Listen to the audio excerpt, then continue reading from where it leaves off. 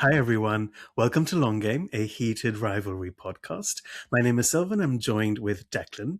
Now, we have a really special podcast planned for you all today with a very special guest. But before we get into that, I just wanted to remind everyone about our book club on Fable, which is officially live. So you can search for the book club on Fable or use the link in the description box.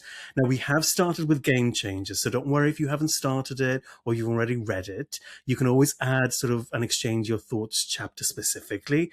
Now, I'm a really slow reader, so I do need some slow reading company. Yeah, the way we're basically doing it is we're going to do half a book a week. So usually the game changer books are actually quite short.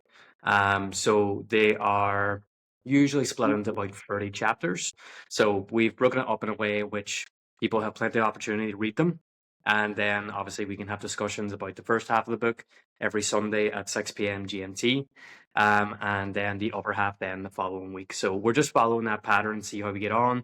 Don't be afraid to leave a comment, ask a question, give some thoughts about what you thought of the book or elements of the book that you enjoy, particularly the characters or the plot, and just take it from there. Yeah. And so coming back to this episode then, so this will be part one of the episode. So this will be the part where we focus on why Heated Rivalry feels so intense. So looking at the obsession, the attachment, and the longing. But coming back to our special guest, we are joined by Eliza, who is a therapist who specializes in trauma. So Eliza has been in practice for over 7 years. And Eliza's also really funny. She's a stand-up comic who I got introduced by one of our listeners, actually, and have been obsessed and cackling from her videos ever since for months. So thank you so much for joining us on the podcast, Eliza. Thanks so much for having me. I'm really excited. It's like I shared with you. This is the first time I've really been able to kind of talk about the therapy side and the funny side of all of this. So I'm really stoked for our conversation. And I feel like you're one of the first people that I've seen online to be able to have done that in a really cohesive but really funny way. Yeah, thank you. Yeah, it's something that I've been a romance reader for a really long time. I've really loved, at this point in my life, I only read romance just because my days are spent talking about a lot of really awful, sad stuff. So I need that happy ending. And I never really found a way to like marry that with comedy without a way that felt like it was punching down. And so just with all of the frenzy around the show and the books, I've read all the books now. It felt like this really cool opportunity to do both, which has been really fun. And you talked about sort of like the frenzy of the show and how that really sort of captivated you in a way. Like, did you expect something like the Heated Rivalry, either the books or the TV show, to so emotionally derail you? No. Like, so this is so funny. Like, I actually am not really much of a TV or movie watcher. And this is something that everyone I know thinks is like one of the most bonkers things about me, which is like a long list. But like typically if I do watch TV or a movie, I watch it in picture on my phone while I'm playing a like dumb game. Because I have like raging unmedicated ADHD. So I don't watch a lot of TV. I do a lot of reading and things like that. And then the show dropped in the United States on Thanksgiving, and I just started seeing all these TikTok edits, and I was like, I don't know, like maybe I'll wait until there's more of it out. But I couldn't resist, and then it just like full ADHD like hyperfixation just like absolutely sucked me in like within that first week. And I don't watch it in picture on my phone. I just watch it on my phone. So that's like the highest compliment I can give. But it was very shocking to me. Like I know the shape of like an ADHD hyperfixation, but not like it's still going strong. What is this? We're in March. I'm kind of shocked at like the strength of it. Yeah, I was quite taken aback by how I think well constructed the show actually was and how addictive it turned out to be. Now, I'm a big romance reader. I always have been for the past few years. And so I've actually read these books before the show had even been put into production. So whenever I heard about it showing up, I was like, oh, this will be nice. This will be like a cool little thing and we'll get to enjoy, seeing it on screen for the first time. I did not expect the level of quality and care and heart that went into the show. It was so it was just done to such a high standard that it just elevated the story from the book to something that is completely universal. It captured that feeling of like longing you get from like an excellent romance, and managed it to capture it in a way which did honor to all these different sort of elements to society, like especially in terms of gay people and sports players who are having to be closeted. Like it took what a lot of people consider to be like low art and elevated it to something that is internationally recognized and celebrated and enjoyed.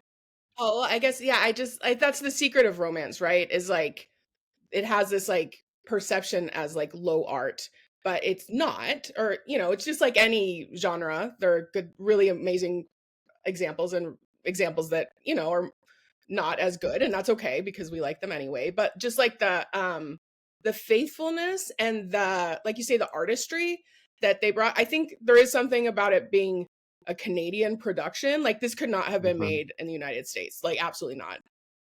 But like just like the way that Jacob Tierney, like he saw the vision and then he made it into this like film, like beautiful film, right? He's like taking references from like Wong Kar-wai and all, he treated it with the most faithful adaptation of romance I've ever seen, which is what people are responding to.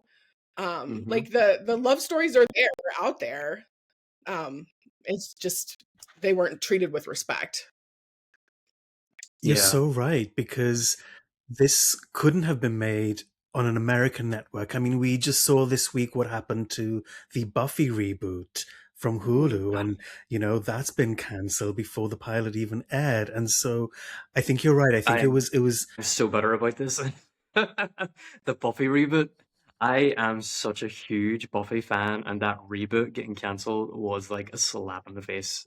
Like, but you're right, like what you were saying, Sylvan. Like, and for some reason, American production companies are like allergic to making good decisions in terms of picking their shows and allowing their projects to be ran in certain ways. It's just, I think the level of executive and producer control that's sort of exerted over these sort of projects kind of ends up drowning them, because people are so obsessed with how their money is being spent that they're not letting the artists do their job. It's kind of like if I was to like go and get a suit tailored and I'm paying someone £500 to do it for me, but then I'm like, oh, I'm spending £500. No, actually, I want you to stitch it this way in the way that I want it done, even though I'm talking to an expert that is supposed to be an expert in what they're doing. It's that kind of vibe, and I think that's why so many productions that are American made for TV shows and adaptations end up struggling so much, because there's just so much influence from the sort of production side and the investor side that it just ends up ruining what could be really great projects. I think The Wheel of Time is a great example of that. It's just a horrendously marketed show, even though the source material and the acting quality and the writing and the way in which like all the CGI is done is really, really good. But just from a lack of faith and interference, it's now basically just died off. and I so agree with you, Declan. I haven't watched The Wheel of Time, if I'm honest. I only knew about it when I got Instagram posts about it being cancelled, so that was the first time I heard of it. Ironic. But coming back to Heated Rivalry then, Eliza, what was sort of your first impression of Heated Rivalry, and in your head, from a psychological point of view, why can't we stop thinking about this show? Mm-hmm. Yeah, so I kind of smiled when you asked about my first impression. I'm just thinking about how like I got like locked in when they're in room 1410, and like the Foley was so good. Um I was like, "Oh, they're taking this so seriously." Like that was like the click moment for me where I was like, "Oh no, they're like really being serious about this." And so it just makes me laugh because I was like, "Oh no, I'm in. I'm locked in now." And have not come up for air essentially. But I think part of it too, and I think this also goes to what Declan is saying about just the way that shows are made. Um, there's just so much like trust for the viewer, I think. There's so much that's happening in the show, like out of the frame, right? And there's like little Easter eggs, and the kind of it makes it rewatchable because you want to watch it 100 times and be like, oh, this happened here, but that it was the seed was planted here. And just like the fact that like they trusted the viewer to actually watch closely and pay attention, like everyone is yearning for that. Well, maybe not everyone. A lot of people are yearning for that. So give us that. We will break down every single frame. I mean, sometimes to the point where it's like, I don't think that's actually what's going on, but it's fun. Versus something that's like made on Netflix where they expect people to be on their phone and so they say things 4 times. Like that's not fun. I want to like zoom in and be like, what's happening here? Or like listen to the Foley and be like, oh, there was a butt pat out of the frame that, you know what I mean? I think that's part of it too, is just like it was made to be like devoured. Yeah, you can see in the way that it's directed. I mean, this is a book where a lot of their feelings are internalized, and so it's communicated in the book through the actual writing itself. Like you get Shane's spots, you get Ilya's spots, and you know exactly what's going through their minds. And it's very easy to turn a show into an exposition dump by trying to like translate that format to TV. Like if you imagine you like just had someone come in all the time and say like, hey Shane, you seem like you're really sad about that thing. Might that possibly have something to do with the fact that he upset you because you did that thing and you did that thing? You don't have that blatant, obvious, like, this is what's happened because you're stupid and we don't think that you're going to understand if we let the actors try to emote it to you instead, which is just sort of an insult to the audience. So Jacob Tierney has not done that. He's taken the opposite route. He has trusted that the audience is smart enough and emotionally intelligent enough to understand what the actors are conveying and what the story is telling. I mean, he does it through the lighting, through the cinematography, through the way in which line delivery is put, like all these little elements to communicate in a different way what the book tells you. So yeah, he's definitely done it justice. He's done it in a way that honors the audience as well, I think. Yeah, you're right. He hasn't dumbed it down for anyone, and I think we appreciate that even more so. And I'm thinking back to, I'm a Dawson's Creek fan, and that was one of the first TV shows that really elevated sort of the script and the language for a teen audience at the time. And I felt really smart reciting some of that stuff. I was learning new words on that show all the time. But when we think about what happens on a psychological level, and this is why I love having therapists, psychologists like yourself, Eliza, on here, because Declan and I are both psychology nerds, so we get to nerd out with you. And so when we think about it from the psychological point of view, then at what point does something become sort of consumed by our thoughts or even intrusive into our thoughts? Well, I think that like, I guess I would even want to take a step back and then like, is that necessarily a bad thing? You know, like as a therapist, I'm wondering, is this affecting someone's functioning? Are people like not able to sleep for a long time? Or is it affecting how they are connecting with other people, you know, outside of on their phone or in their computer? But beyond that, I'm pretty much like, if it's, you know, if it in 2026 you can get your dopamine and oxytocin and enjoy something, like do it. There is a I am a very practical therapist. I'm like, okay, if you're able to connect with people and you're doing what you need to do, like have fun, you know? So I think that answer of like, is there, I mean, and I don't know if you were specifically asking this, but like, is it too much? It's only too much if it's causing a problem. But other than that, like, you know, we don't have a lot of control over, you know, there's like dopamine happening for sure. Oxytocin for sure, which is like pretty cool when you think about like mirror neurons and like how you can watch something and you can watch it 100 times and you're still getting that like oxytocin dump from these people who are like actually aren't real. Like I think that's like cool thing about the human brain that it can do that. So it's like there are things that are happening on like a neurological, like a physiological level that makes it really compelling. But like, yeah, if it's not causing a problem, yeah, my official position is like, do what you want. It's okay. Which is totally fair. I mean, I think you're exposed to so much negativity and negative media all the time that just to have a little bit of, you know, just positive representations of human existence. Like, even as something as simple as falling in love and overcoming an obstacle to be with your love, to go from underdog to the winner, like those stories stick with people for a reason, and it's because they give you the warm fuzzies, and that can just get you through your day for a little bit, and there's nothing wrong with that. Absolutely. And particularly because, as this show was meant to be a representation of queer joy in particular, right? Like there's so many people who didn't know about romance or, who were just waiting for the other shoe to drop the whole time. And so this fact that like, no, this is just meant to show these people falling in love and it's a good thing and the world doesn't end and nobody dies. Like that's so important. It's always been important, but like it's just so important right now. Mm. That yeah, and to have, like you say, that underdog story and like the kind of villain is the culture, in a lot of Mm. ways. I think a lot of people can relate to that, whether or not they're queer. At least here in America.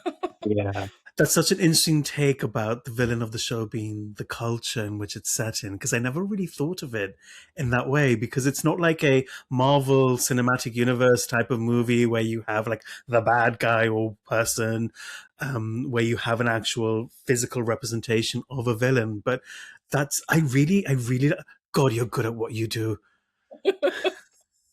I just got some experience, and before I was a therapist, I have a writing degree, so I'm also bringing that in too. So I think that helps my kind of perspective and understanding. I feel like you and Declan are almost two peas in the pod kind of thing. You're so similar in backgrounds. I'm like sitting here thinking, oh my God, that's such a clever idea. And why did I never consider that? And whenever I'm reading books, that there doesn't need to be like a physical villain.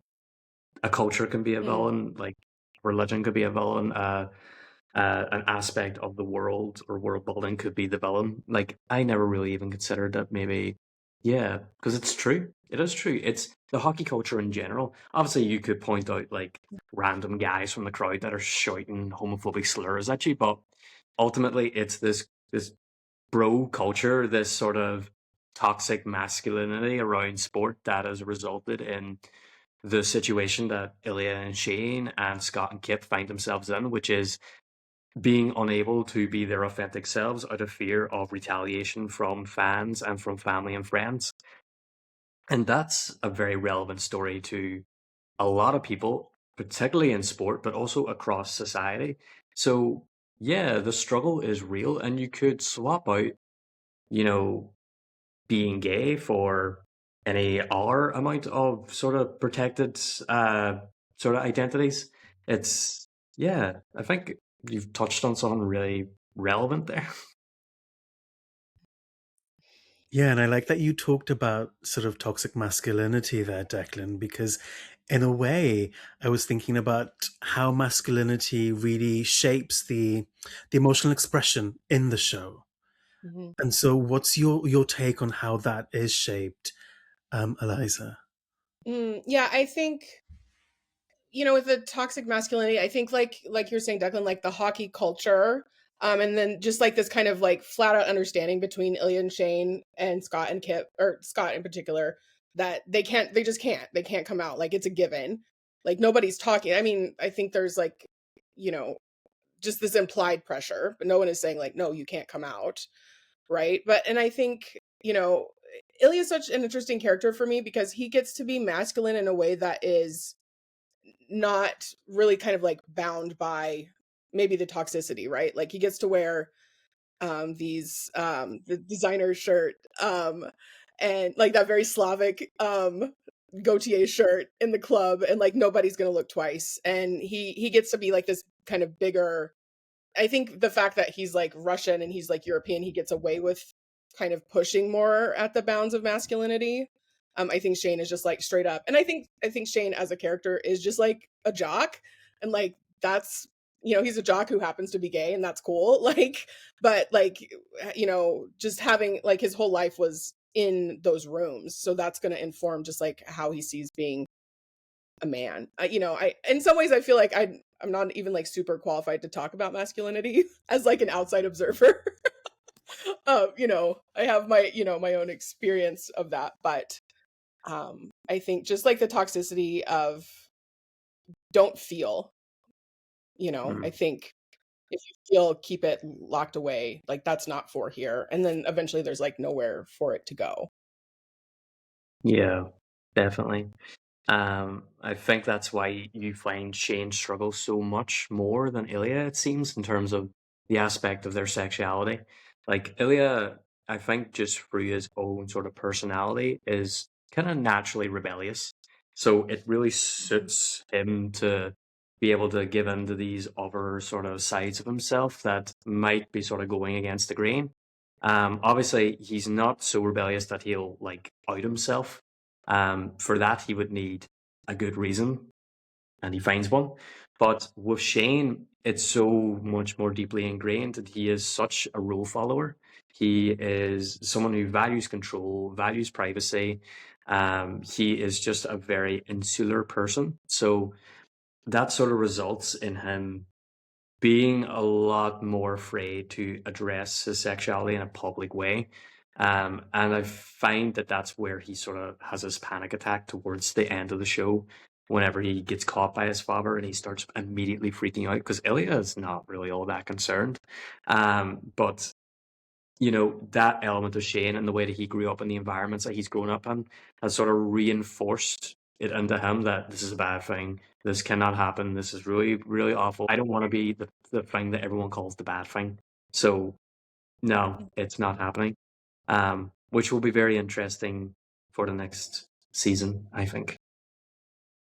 Absolutely. Well, and also he is half Asian. He's like a mixed race person in a very white country. So he's already bringing that like visible difference in, right? And we see that like when his mom gives him the pep talk about being a role model when he's just like trying to watch Ilya mess around on ice, so like that is like in the text of the show now too, right? So he already is bringing that in, and this kind of idea of like, okay, there's this other thing about me that is going to give strangers ideas about me, I think, adds to the complications.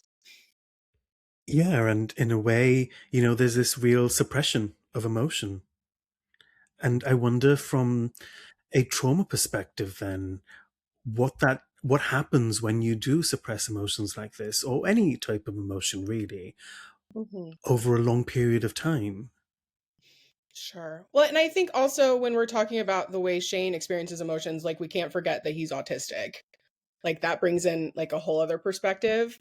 And like a lot of my lens comes through that because I specifically work with like autistic and ADHD folks, like that's who've experienced trauma. So what I can say is like a person, like eventually if we suppress things long enough, just like on a human level, it's going to come out some way and it might be weird. It might be a way that like doesn't seem connected to trauma, but it's like when we like trace it back, it's like, oh, it's actually connected to this. So it's going to come out some way. It's just, it's hard to predict. I think it's also a good representation of an argument which is often made whenever people try to bring up the sort of homophobia in any sport, which is, why do we need to know about their personal lives anyway? Why is this having to be brought up? Why are we having to talk about it? Why is it about sexuality? It's because it does more than just influence their private lives. The fact that there will be physical repercussions to what would happen to them if they just authentically lived as themselves, like that matters and that needs to be discussed. And with Shane just wants to play hockey. He just wants to play hockey. He doesn't seem to actually want to be like the representative for a certain minority. He doesn't want to.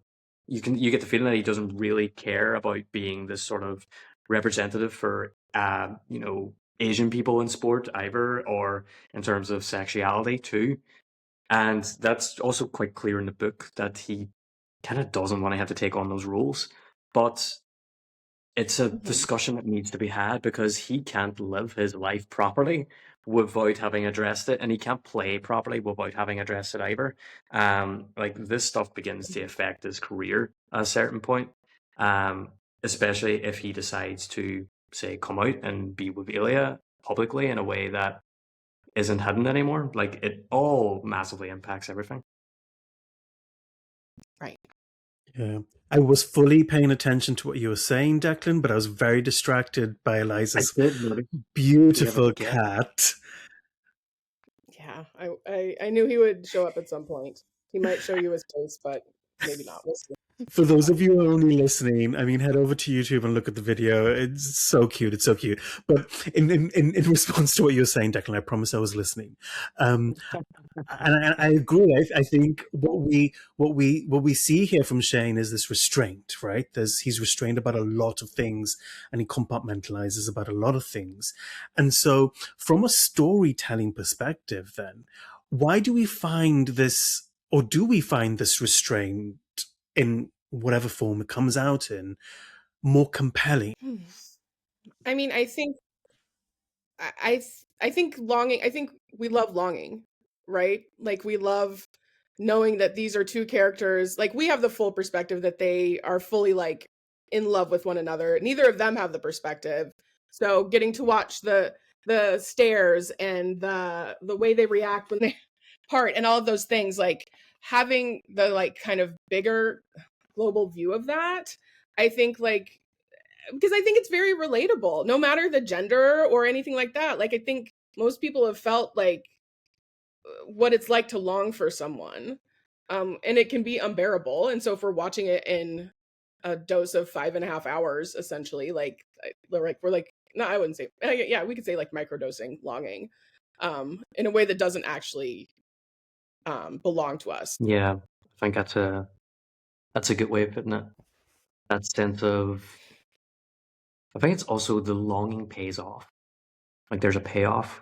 Mhm. Like, in real life, you can long after someone and it might not come to anything. You might not get your happy ever after. You might not get the person. You might never see them again, or they might not feel the same way towards you. So it's also the triumph of it succeeding in the end, of like, you get your happy ever after. I think that's why, and I'm fully the same, I don't like to read romances that are the end in ways that aren't like a fully wrapped up little present in its happy ever after.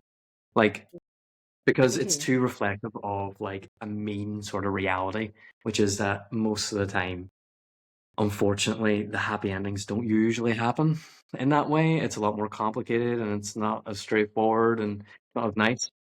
So I wouldn't want to be robbed of the opportunity just to get that catharsis of, see, it does all work out in the end. They're going to be so happy together and this is all going to be wonderful.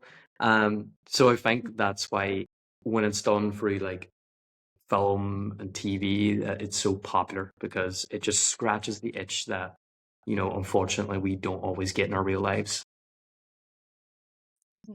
Yeah, and especially when you consider, gay-themed media, TV shows, movies, often there is such an emphasis on it not working out, on the obstacles. Like, if I have to watch another movie that ends because somebody dies, but good Lord, I just want to be happy for once. And you see these high stakes, especially with Ilya and Shane. And, for me, you almost see this vulnerability represented in these high stakes. Like, are they going to make it in the end? Is it going to work out for them? Have they sacrificed enough to deserve that happy ending?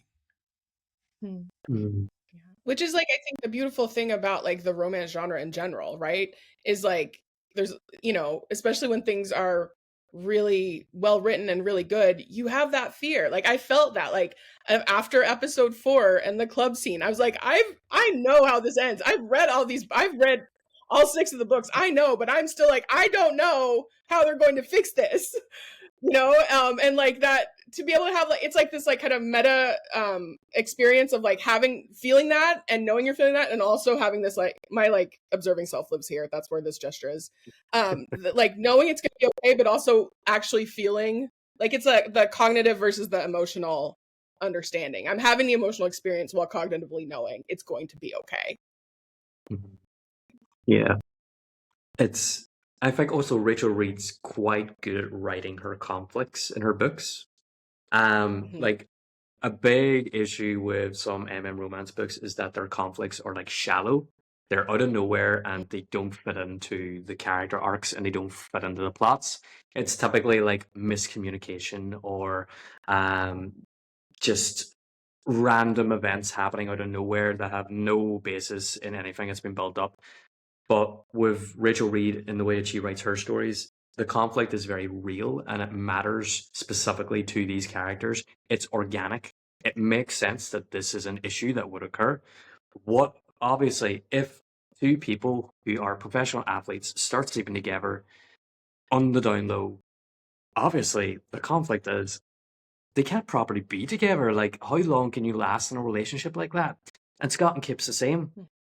How long can you ask someone to remain hidden in your relationship and to essentially closet themselves again before they get emotionally drained out? Like, you can't do that. So those being like the main conflicts of these two books, and the other books are very much the same. Their conflicts feel organic too.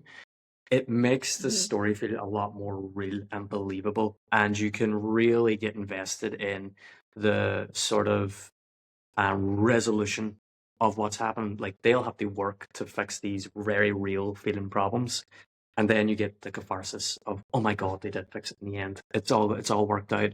They worked together. They did it. They overcame the problem, and it just it just gives a bit more of a satisfying ending. Yeah, in a way, Declan, when you were talking, I was sort of thinking about sort of the fantasy versus what the real life emotions are there.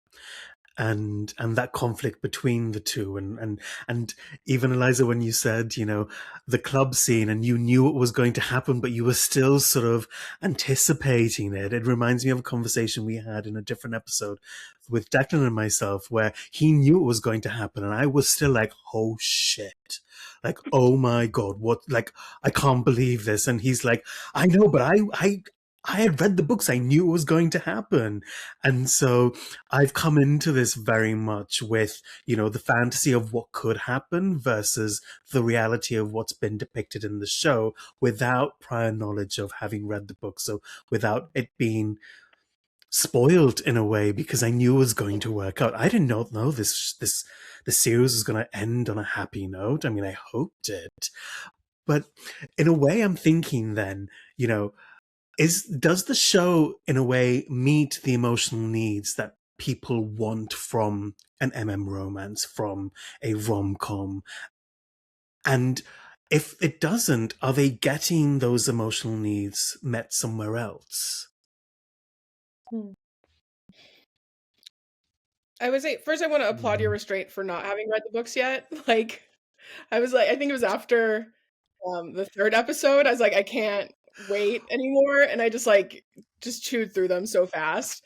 But I do think I lost a little bit of the surprise. But it's all good in the end. So I love that you have the different perspectives there.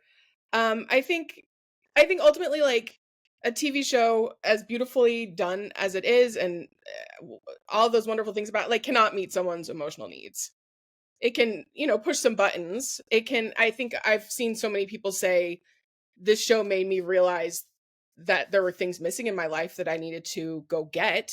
I've seen that commentary many times from people, which I think is like really a best case scenario of saying, oh, I don't have this. And whether that's, a love that looks like this, or love, a romantic partner at all, or taking care. I've seen so many people be like, I'm going to the gym all the time because I want to, like, they're inspired by all of the exercise scenes in the show.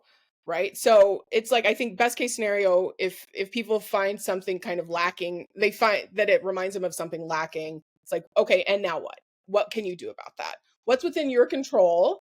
That, it's like, you're ultimately never in anyone's control whether or not they meet someone to fall in love with, but they can go outside and find themselves in places where that might be more likely to happen, or they can go to the gym, or they can, learn to cook, or whatever it is that has been kind of activated. And that's going to be, I think, personal for anyone who's watching. So yeah. I mean, the only reason I'm going to the gym is because I want Connor Story's ass. Like, this is specifically what I've told my trainer. Exactly. right? Like that is a beautiful inspiration to take from the show. Exactly. I never want to make a tuna melt in my life. I'm a vegetarian, so that's never going to happen. But give me kind of story. It's never going to happen. I know it's never going to happen, but let me live with that fantasy that it might one day.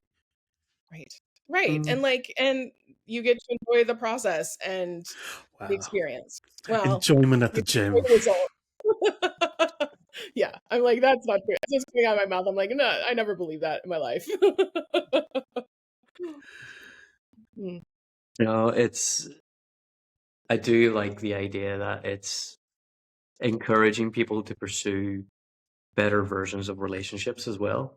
I like the idea that people are seeing that love represented and being like, I kind of want that. I want a love like that, where it's deep and it's meaningful and people fight for it.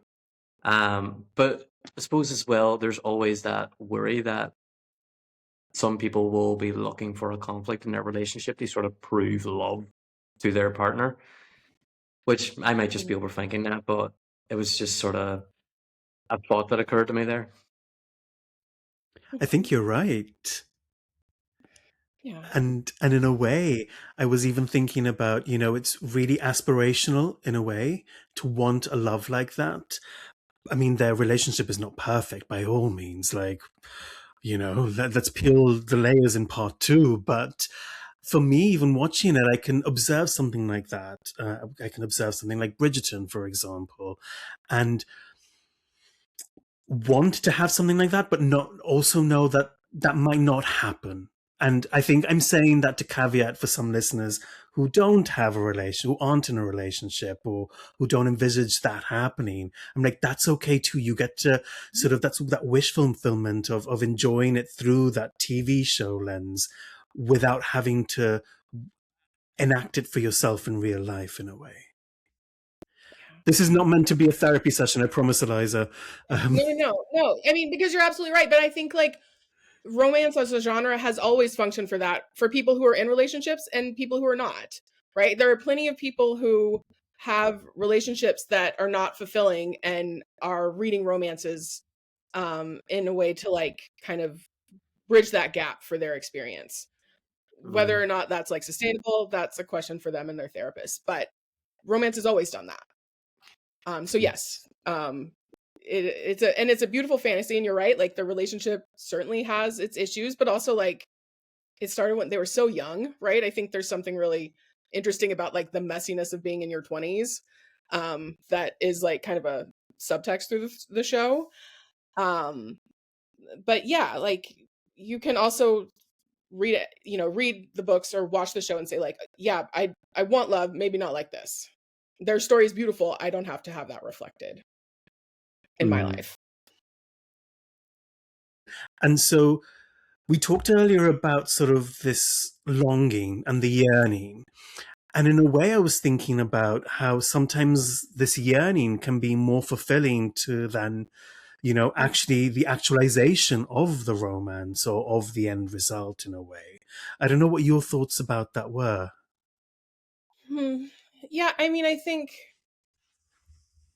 many people like to feel yearning, right? Whether it's their own or it's much safer when it's fiction. I mean, there's a reason that we're still making versions of Pride and Prejudice. And that's like I think there is something there about anticipation. I think dopamine hits harder when you're anticipating, or like when the anticipation stretches out. And so I think a lot of people just like humans. We're so interesting. We like to feel all kinds of things, even if they aren't like good feelings. We still want to have them.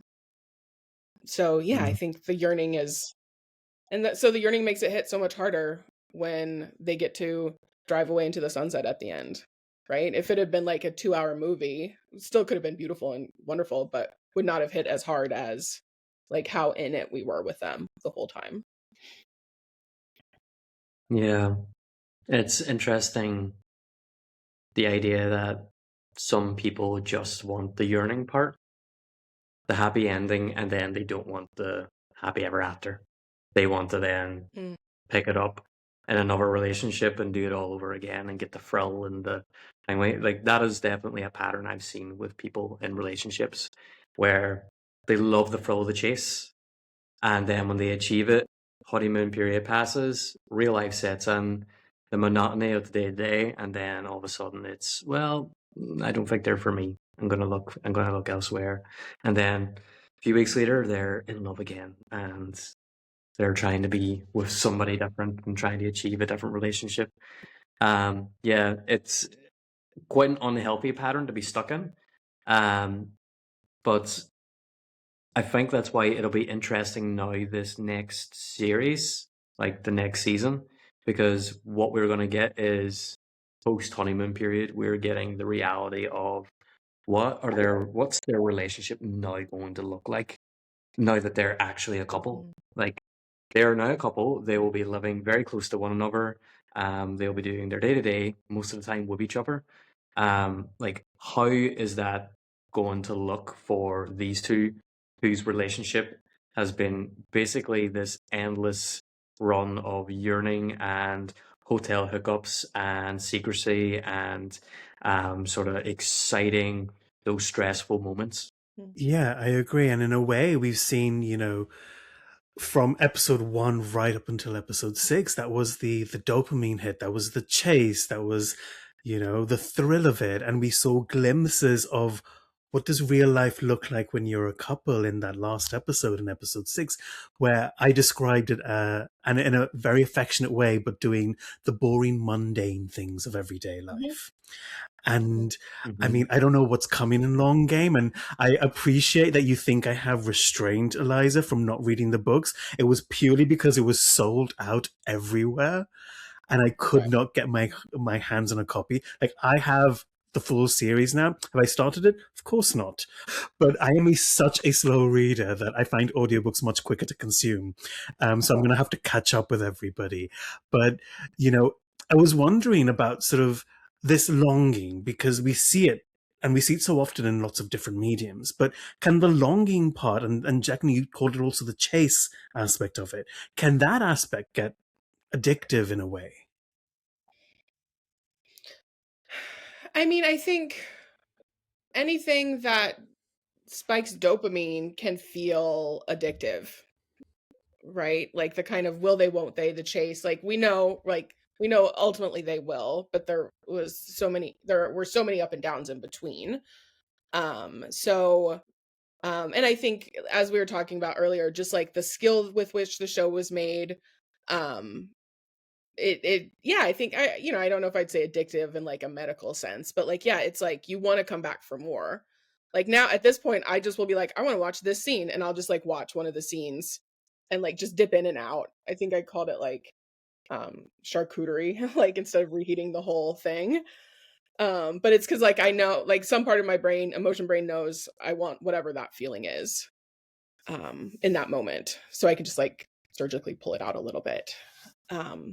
So yeah, I don't know, addictive. Yeah, I think, but there is some things just really special about this. I think we don't necessarily see this a lot around TV shows and the books together, right? Because the books, they're the same. I'll like dip in and read some of the, I've read both of the books, or I've read all of the books, but I've read Heated Rivalry and Long Game multiple times, and I'll just like dip in a little bit and read some scenes and then come back out now for like whatever specific emotional experience my brain wants. So I really like this idea of charcuterie. Like, I've never heard that concept before, so I love that. I'm going to take it. I'm going to run with it. Sure. Because it is so easy to dip in and out of scenes, especially when you watch some of the edits on TikTok and on Instagram, for example. You don't need to commit to watching the whole episode, for example. No, you can, but like you can just jump in. Yeah. And so what does that do to a person when they feel like, okay, I really need to feel sad. I'm going to listen to the monologue that Ilya says on the phone, for example, or I'm feeling kind of randy right now. So let's pick, well, any scene from any of the episodes. But what does that do from like a dopamine level to somebody when they want to fulfill a certain feeling or something that they want to just grab onto? Yeah, I mean, I think we do this with music all the time. you know, Mm. it's like not so different. You know, you have your sad Yeah. playlist or your like pump up playlist or whatever. Or like a lot of times before I do a comedy show, I love Dancing on Their Own by Robin. It's one of my favorite songs. So I'll just like play that on repeat on my way to the venue. Like we do it already. This just is like a little bit more elaborate, I guess, in that you can you can watch it, I guess, without full attention, but you can listen to music without full attention. Or you know, whatever it is you need. But I mean, the music hits the brain, a different part of the brain, so you don't have to be like fully engaged with it to get the whatever's happening neurologically, I don't think, but I don't know so much about that. I love that. I never made that connection, but you're right. We do that all the time, whether we're in the gym or we're out for a walk. And I love the Robin song. I love the Robin song. What's your go-to sad song when you need to feel your feels, Eliza? Oh my God. No, I'm like such a sad girl. I guess I would say I am a big Taylor Swift fan, so she has many that I can pull from. I love their I don't know if you know the band The Postal Service. Like it's like their one album came out like 20 years ago now. But it's like very tied to a very specific time in my life. So it can I can listen to that album. And like my neurodivergence is like I listen to like albums. I just will listen to the whole album. And sometimes I'll be like one song on repeat, but I'm listening to this whole album like start to finish. That's how my brain works. So, yeah, Postal Service, their only album came out a couple decades ago now. I'll have to look them up. What's your happy and sad songs, Declan? Oh, it changes so often. Like my favorite sad song at the minute is a Noah Khan song, and I can't even remember the name of it. It just shows up on my Spotify sometimes, and then I'll just be driving in the car like nearly in tears. It's on. I can't even mind the name of it, but he's basically singing about from like the perspective of it seems his parents, saying that oh, I think it's the best thing we ever lost or something like that. Talking about how he's gone off and he's exploring the world and he's doing all these things and he feels guilty about having left them, but they're like reassuring him that no, you're the best thing that we've ever lost. You're the best thing to ever go and leave because now you're living this big life and you've achieved all these things and it's great. And I don't know, it just makes me want to cry. In terms of a happy song, I'm unlike Eliza. I have a extensive playlist of very sad music that I listen to. I'll be in the gym listening to Adele. Like that's my vibe. But in terms of happy songs, I suppose Back on 74 by Jungle. I always find that's like a real dancey sort of upbeat one that I constantly put on, but not like there is no Happy by Pharrell Williams in my playlist. Let me put it that way. Declan is just naturally happy. He doesn't need to elicit it from music. No. What about you? I think I'm a Swiftie too, so my sad one is All Too Well, the 10-minute version, Taylor's version. Like, I was at the Eras tour, and when she was singing it amongst like 80 or 90,000 other people in London, like, it was a very powerful moment. Like, I don't know if I meditate, so I felt like we were all like operating on the same frequency when that song was playing. Yeah, music can do that. Like that's why there's like in worship and things like that. Like music it's a connector. And like people singing together, it like is a nervous system regulator. I mean, singing alone or humming alone does too, but singing together regulates the nervous system. It's like a co-regulation thing. So I can only imagine. Like I did not get to go to the Eras tour. I watched many of the videos, like live streams on TikTok, which was like super fun. But like to have that experience in person, like I can imagine. Or hardly imagine, but Yeah. And you're right, because music is such a connector, and it connects so well in this show specifically. We have a lot of these songs like the Kaylin Russo song and Feist song and the Wolf Parade song, and they serve as such pivotal moments for the show, not even in the episode, but in the scenes as well. I wonder if there are any songs that weren't in the soundtrack for either of you that you would almost be like, oh, this is Shane's theme song, or this is Ilya's theme song, or, this is Yuna's theme song. Mm-hmm. Oh, I don't. That's oh, such a good question. a great question. Um, mm, I mean, and for- I think it seemed important, especially I think Jacob Tierney called them his like needle drop songs. I think he does that in his shows. It seemed really important for him that they were Canadian, which is not surprising with the history of like the Canadian music industry. And I don't know as many Canadian.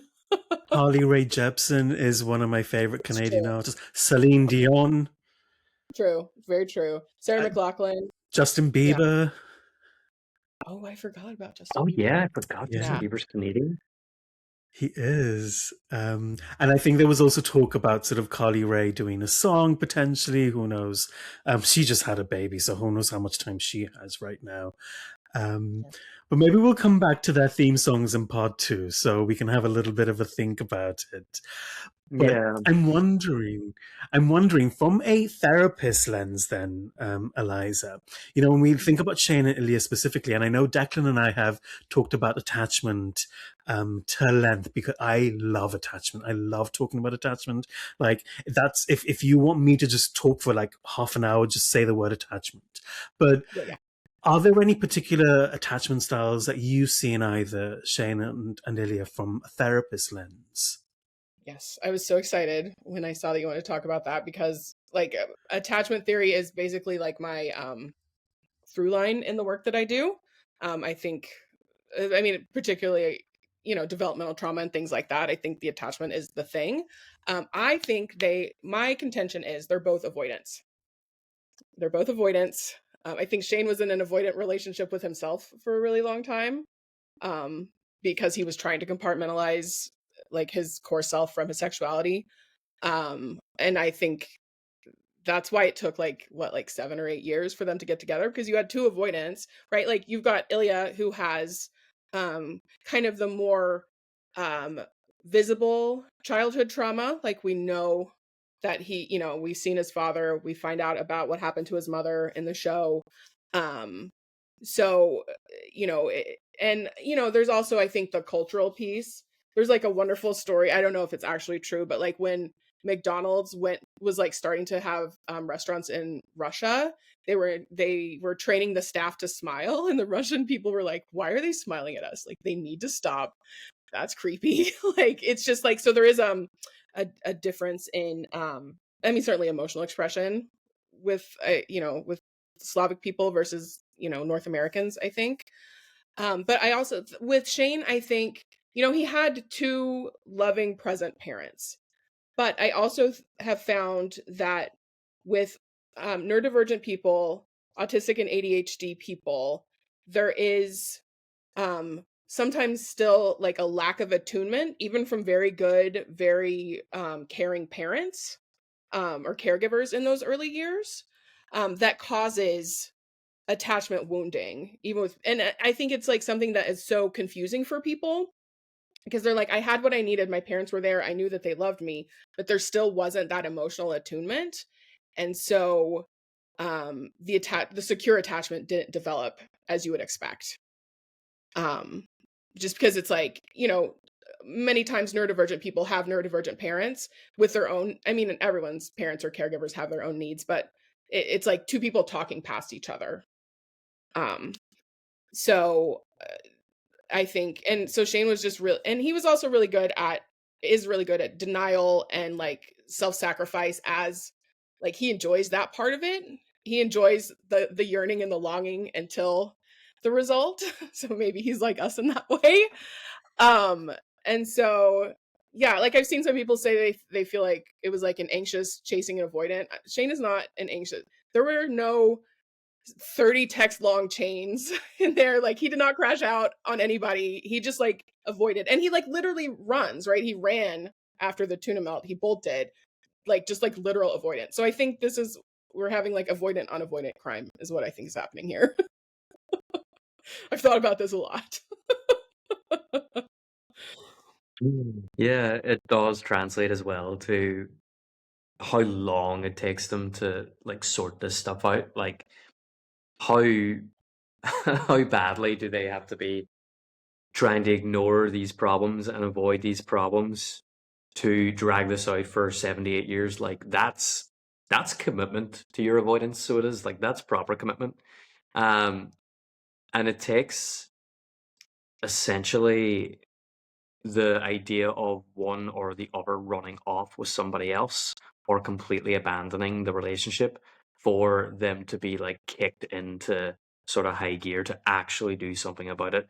I think they needed the threat of it ending to motivate them to change the way that they're handling the situation. So as soon as um, Ilya takes the risk of, inviting Shane over and it gets too real and Shane bolts. Um, the sort of catalyst for that then is Rose coming in and Shane getting with Rose.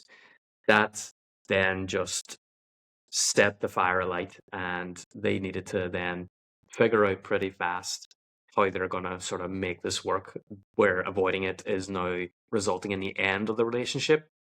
Because it's easy to avoid within a relationship and deal with it or not deal with it, but whenever it's coming to an end and reality hits, all of a sudden it's a lot harder to have to do that because you then have to address the real consequences that are happening around you. Yeah, and in a way, I love this concept of emotional attunement. It's not something I had thought about before when I was thinking about their attachment styles, or when we spoke about it in our psychology themed episode before. And you're right, there can be a misalignment of that attunement, which then, creates cascades into what happens with Shane, for example. I mean, Ilya, I feel, is more obvious because of the trauma he's experienced as a child and growing up with his father and brother specifically. And in a way, Declan, when you were talking, I was thinking, yeah, it's taken them a long time to get here. But in a way, I thought, gosh, this is some commitment to a hookup, because in gay culture, this would never have lasted 7 or 8 years or however long it's been. Like, couple of weeks max, and you've moved on to somebody else. Allegedly, according to my friends, cannot confirm or deny this. But you would never have a hookup that lasted this long. And in a way, there is this, yes, to avoidance, meeting with each other, but there's also something that brought them back every time. And they're not in each other's spheres enough physically to be like, there's no proximity really there. It's only when they were playing each other a couple of times a year, 3-4 times a year, for example. So there is this sort of commitment to each other in a way that's unspoken. Mm, Suppose you could say yeah. that's the love. That's the love that they have for one another. That is what is overriding all of this. That's making them act in a way that they typically wouldn't, where they would usually give in to their sort of self-defense mechanisms, and they would just go about their regular patterns of how they usually deal with stuff like this. But that love and affection they have towards one another seems to just glue them together, no matter how far they sort of try to stretch each other apart. So I suppose that's a nice thought. Mhm. Yeah, absolutely. And I think also just remembering that like these were like two generational talents who like happen at the same time, right? Like they're literally parts of their experience that no one else can understand, right? Which they say from the beginning. I think like maybe it's in the books, but just from the beginning, no one else understands this pressure, how this feels, right? Like that's why the rivalry is like created in the first place, like by this like narrative that I mean, and I think they like the narrative. They like competing against each other. They don't hate each Mhm. other. Like that all belongs to like the business of hockey. But um, that I think it's like two people who are like extremely special in this way, who are able to recognize together, we are the only ones who are like this right now. There is no one else. But yes, I agree. The love, I think. I mean, we can all like look back and be like, oh, it was there from there was something. Yeah, and when we look back, then is there one person that you felt was more emotionally available than the other, for example?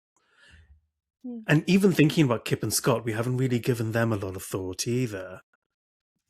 Yeah, right, because they're such a different experience, right? Like, I think I posted on Threads or something, and I might have put this in one of my Instagram posts, but like Scott Hunter is like the only love bomber who actually meant it, right? Like I saw that, and there was like, it's like such a beautiful declaration of like, I like you and I want you to stay and please stay. And there's this other part of me like there's like alarm bells of like, oh my, and I know that's not what it was, but like it's a script, like he was so like true. waiting.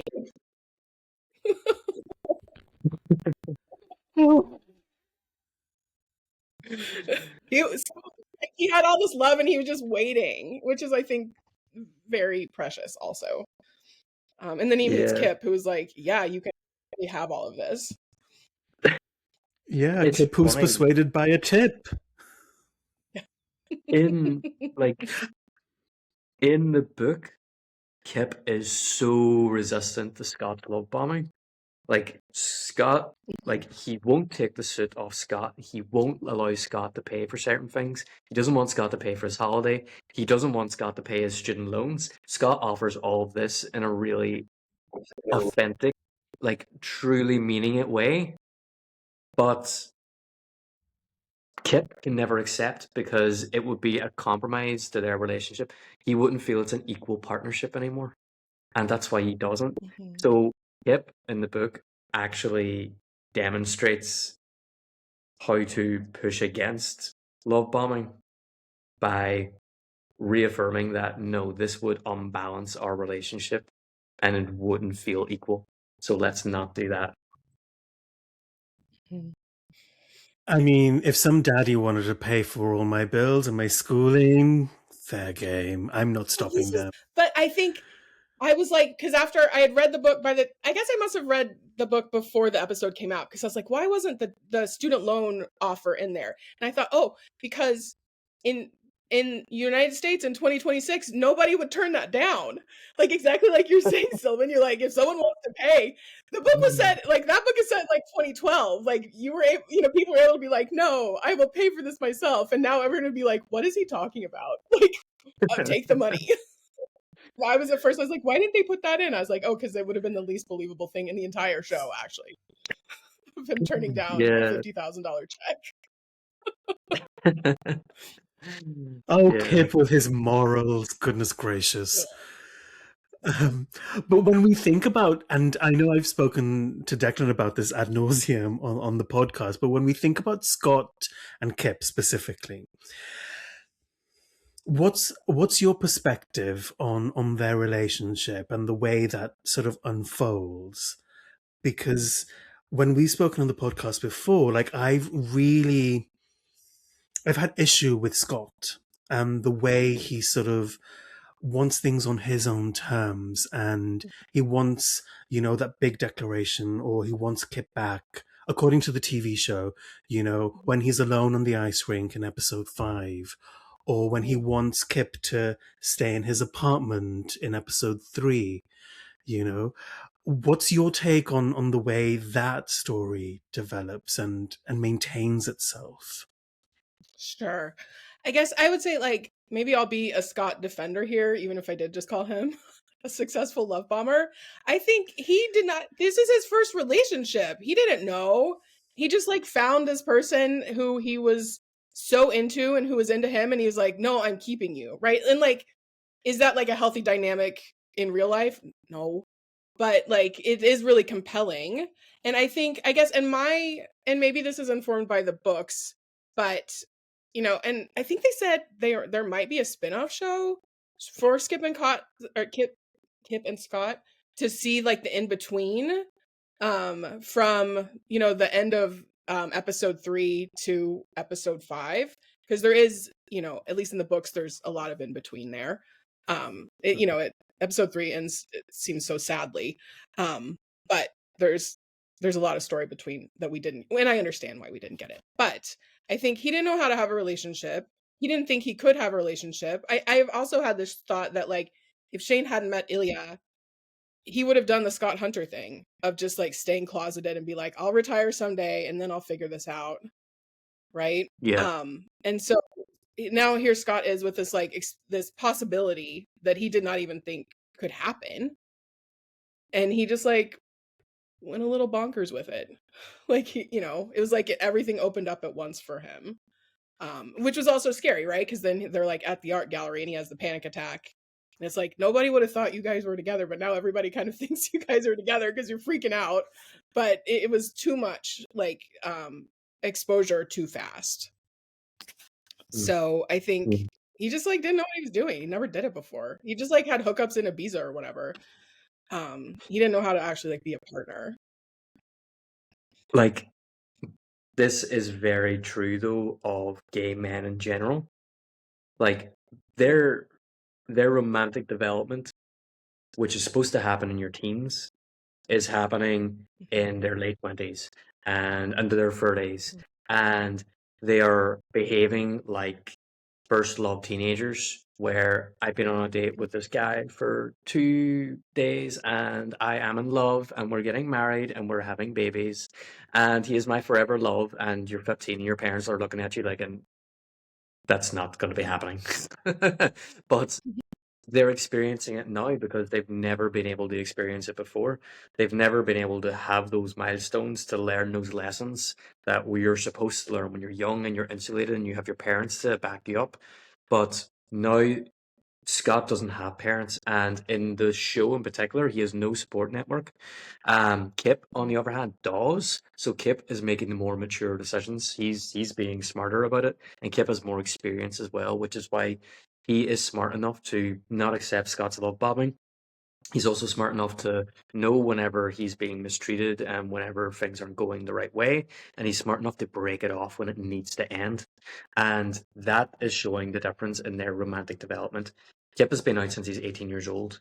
Kip has had relationships, not long ones, but he's had relationships. He has the experience. Scott has none of it, which is why Scott behaves like a teenager, because he's experiencing things for the first time that you're supposed to experience at those life stages, not whenever you're approaching your 40s, which I think he is in the show.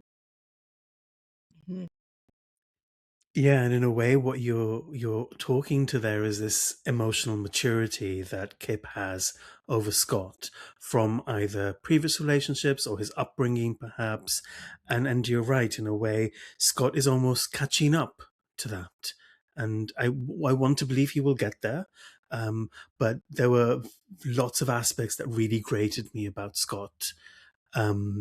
Specifically with the treatment and the development of that relationship. But yeah, you're right. There is an emotional maturity difference there. Yeah. And thank you so much for I hadn't thought about the kind of extended timeline for emotional maturity, but I think that also levels the playing field a little bit between them versus this, class-wise, this barista versus this like millionaire. There is like that power dynamic there, but like kind of flipped with the emotional maturity. I really appreciate you saying that. It's kind of give me something to think about. And what I loved about what you said as well, Eliza, was Shane could have been Scott had Ilya not been around. I hadn't made that connection.